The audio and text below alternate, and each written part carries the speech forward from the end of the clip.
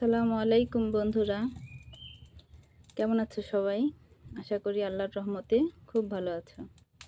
জীবনে সবাই তো কত ধরনের ভর্তাই খেয়েছো, কিন্তু আজকে তোমাদের একটি ভিন্ন ধরনের ভর্তা করে দেখাচ্ছি। এই যে দেখো, আলুর খোসা এবং পটলের খোসা, এই খোসাগুলো সবাই ফেলেই দেয়। সবজিটা খেয়ে এগুলো ফেলেই দেয়। তো আজকে এই ফেলে দেওয়া জিনিস দিয়েই তোমাদের মজার একটা ভর্তা রেসিপি শেয়ার করে দেখাচ্ছি। প্রথমে এই খোসাগুলোকে পানিতে ভালোভাবে ধুয়ে নিতে হবে। বেশ কয়েকবার ধুতে হবে যেন বালুটা চলে যায়।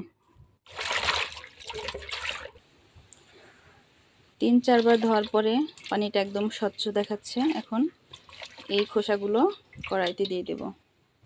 বিসমিল্লাহ। এর মধ্যে আরও দিচ্ছি কয়েকটা কাঁচামরিচ এবং রসুন।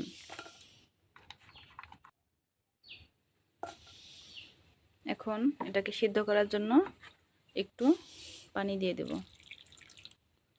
এখন এটাকে সিদ্ধ করে নেব।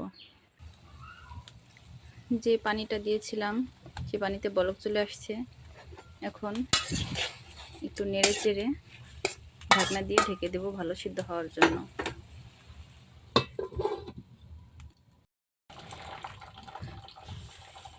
দেখুন পানি একদম শুকিয়ে নিচ থেকে লেগে যাচ্ছে। এখন এর মধ্যে তেল দিয়ে দেব।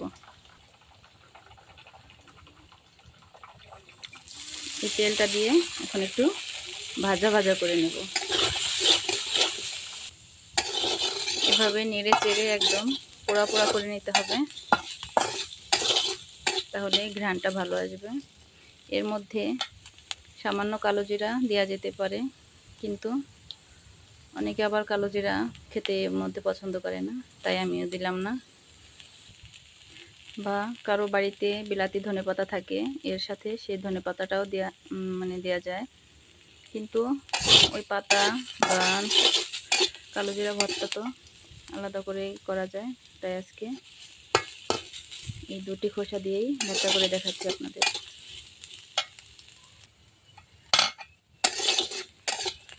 সব কিছু কিন্তু পোড়া পোড়া হয়ে এসেছে। এখন এগুলো নামিয়ে নেব।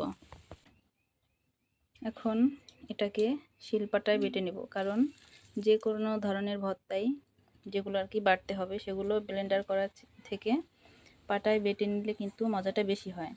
এর সাথে কিছুটা লবণ দিয়ে দেব। লবণ আপনারা ইচ্ছে করলে ভাজার সময় দিয়ে দিতে পারেন।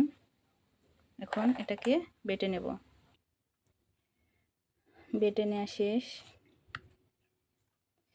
এই ভর্তাটা খেতে এত মজা, আপনারাও বানিয়ে একবার খেয়ে দেখুন, না খেলে বুঝতেই পারবেন না। আর আমার এই ভিডিওটি যদি ভালো লেগে থাকে তাহলে একটা লাইক দিয়ে চ্যানেলটি সাবস্ক্রাইব করে দিবেন প্লিজ। আল্লাহ হাফেজ।